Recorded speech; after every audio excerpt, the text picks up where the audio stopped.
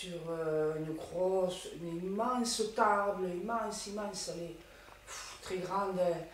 Il y a des versoirs, en fait, de très jolis bocs, versoirs, quoi, très beaux. C'est pour boire, quoi. Il y a des gros gobelets, je ne sais pas trop en quoi ils sont, ils ont l'air d'être en bois. Et avec des paniers de fruits, donc ce n'est pas le moment du repas. On doit être dans, je sais pas, je dirais qu'il est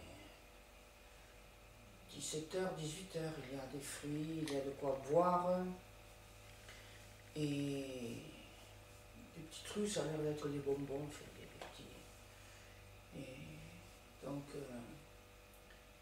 et Robin, il parle, de temps en temps, il s'approche d'un lutrin, c'est un objet, on pose un livre, quoi. Il y a un livre un peu plus grand, mais comme c'est des gros livres, c'est posé parce que trop dur à tenir, c'est pas. Ce serait comme un énorme dictionnaire, mais assez grand, quoi. C'est peut-être son plus grand livre.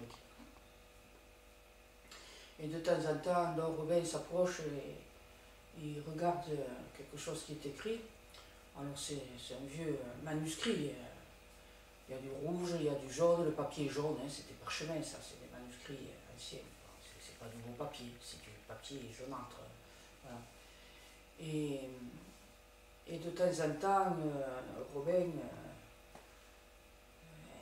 fait référence à ce gros, énorme bouquin pour expliquer des choses à toute l'assemblée qui est là et qui écoute. Et il y a ce groupe de 3 ou 4 voisins là, de château qui écoutent mais qui argumentent, qui ne sont pas trop d'accord. Et patiemment, Robin, il fait le professeur, il donne des explications.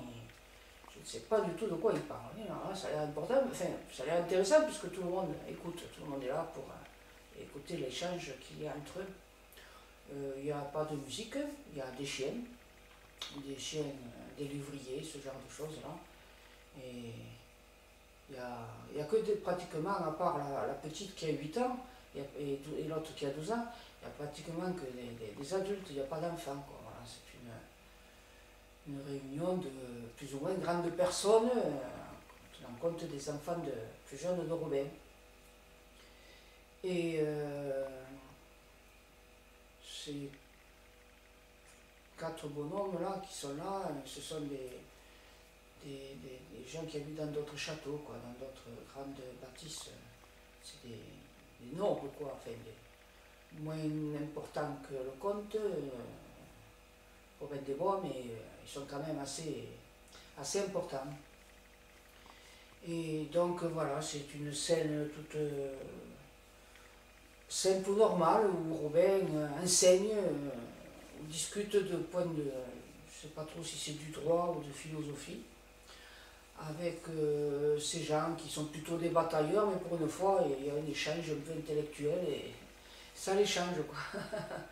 De ne pas être toujours sur leur cheval en train de se battre, ou de faire je ne sais trop quoi, de guerroyer ou de faire la chasse, quoi. Voilà.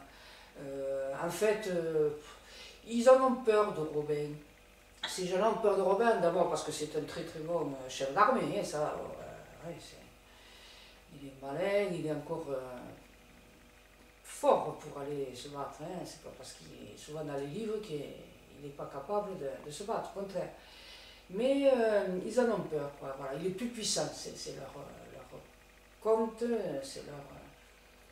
Et eux, ils ont peur de lui. En plus, ils ont peur parce qu'il est très intelligent, parce que voilà, il est amical, c'est pas un dictateur, il n'est pas là pour donner des ordres, pour imposer. Il est très amical, mais son intelligence est tellement énorme que ça fait peur à ces gens qui sont plutôt un peu primaires, un peu restos et qui ne savent même pas trop lire. Et voilà, quoi, qui ne vivent qu'à travers les sentiments de se remplir à panse, guerroyer, se faire des femmes, et puis voilà, quoi, c'est l'univers. Il faut dire qu'est-ce que c'est que la vie, hein, après tout. Voilà, sauf qu'on ne fait plus trop la guerre, mais quoique. Mais on va bosser pour amener le croton pour entretenir sa famille. On a eu tout cela et déjà, ils avaient plus ou moins cette orientation, nos ancêtres, nos arrière-grands-pères. Voilà. Donc, j'aurais bien voulu comprendre, savoir ce que... Je crois que c'est un point de philosophie,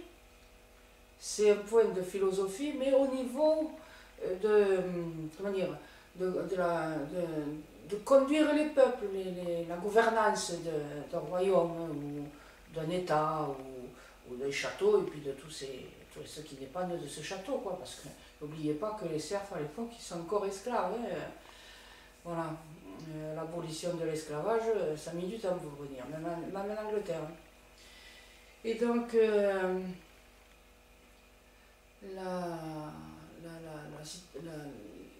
l'émotion de, enfin je parle, il y a une sorte de sonalité parce que ces nobles voisins sont là parce que je ne sais pas si c'est Robin qui les a conviés ou que c'est obligé qu'ils viennent de temps en temps parce qu'ils doivent hommage à leur compte. Mais pour une fois, ils ont une démonstration de la grande intelligence et de la grande culture de cet homme quoi, qui vit beaucoup pour ce genre de choses. Voilà. Et sa femme à côté de lui, on peut l'appeler Marianne si vous voulez, bon, elle écoute son mari, elle comprend de toute façon tout ce qu'il dit, hein, parce qu'ils en discutent entre eux, parce que c'est la première fois qu'elle entend ce genre de conversation. Et elle écoute, et elle a un visage avenant et tout ça, elle est souriante, mais attention, c'est la grande dame, c'est la dame du comté, et voilà. Et elle doit avoir donc une certaine façon de se présenter à l'extérieur, enfin, envers les gens de l'extérieur. Donc, elle est droite, voilà, comme ça, à la fois raide et détendue, voilà. C'est toute la noblesse des femmes de cette époque. Et bon, est-ce que je pourrais avoir une autre scène de Robin des Bois? Quand est-ce que Robin des Bois. Alors, j'aimerais bien quand il est un peu plus en train de guerroyer en attendant le retour de Richard. Est-ce que je pourrais, ben oui, malgré que je le souhaite, ma recherche, je ne sais pas comment vous l'appelez, elle se fait comme elle veut, elle va où elle veut, donc je passe d'une époque enfantine, une époque où les arrière-grands-pères, où voilà, ça saute et je ne peux pas trop, c'est selon le fil du temps qui est en moi, je le sens d'un grand coup, ou je le sens beaucoup moins, où je le décide et j'y suis, où je voudrais, et en cours de route, je n'y arrive pas. C'est comme ça. Et voyons, j'aurais voulu voir Robin quand il est dans la forêt, puisque le Robin des Bois qu'on connaît, dans les bois et dans la forêt, Robin de la forêt, quand il est en train de guerroyer contre Jean Santerre, le verrai-je point. Robin. Ben, je crois que je vais arrêter là. Et prochaine cassette, d'accord?